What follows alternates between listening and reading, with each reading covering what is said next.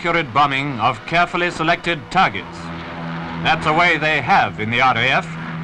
The best proof of that statement is to be seen in before and after photographs of an actual target. That's what Movietone shows you here.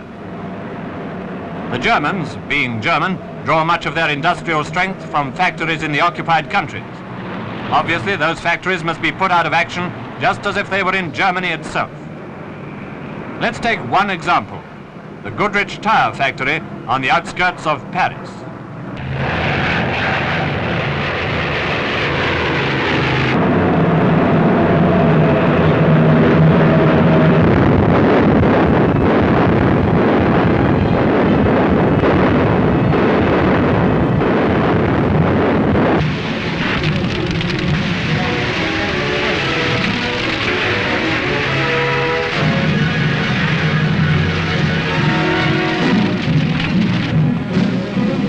Just as photographic experts have studied the target area and prepared details of the most vulnerable points for the guidance of pilots, so they will later examine the results of the raid in minute detail. The reading of aerial photos like these, in which a factory looks like a small box, a road like a narrow trench, is their speciality. After a raid, as we know, reconnaissance aircraft are sent out equipped with still cameras, and on this occasion a movie camera as well, to record beyond any shadow of doubt the exact damage done.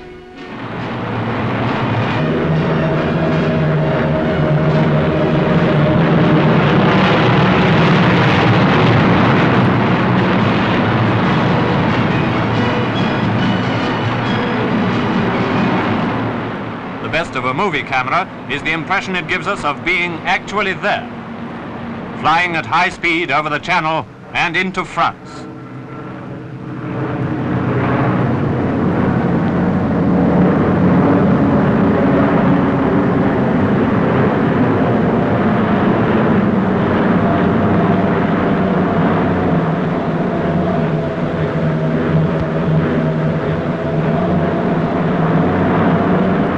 Now getting near Paris.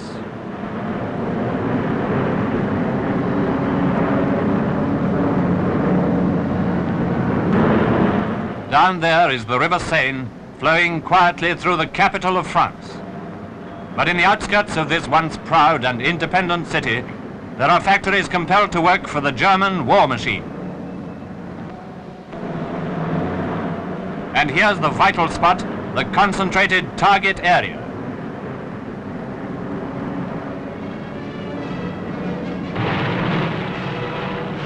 The squares enclose the famous Goodrich tire works, responsible for 1/4 of the whole French tire manufacturing output. And now for a closer look at target number 1. Before the raid,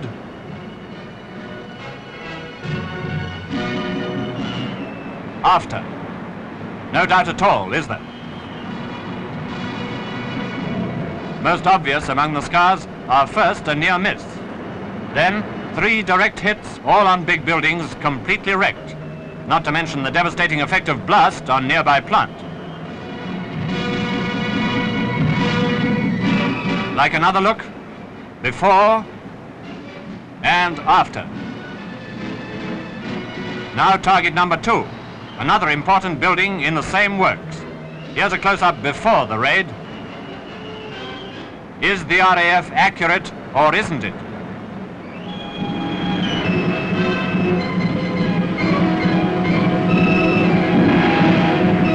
It was a German asset, now it's a liability.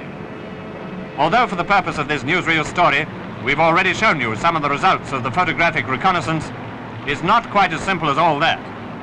There's the flight home, for instance, out of enemy-occupied France and back across the Channel.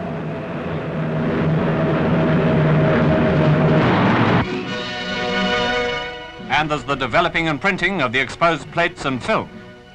Unassailable evidence, as we've seen, of precision bombing by the Royal Air Force. Day and night, many targets are being hit. In the occupied countries, in the Nazi Reich itself.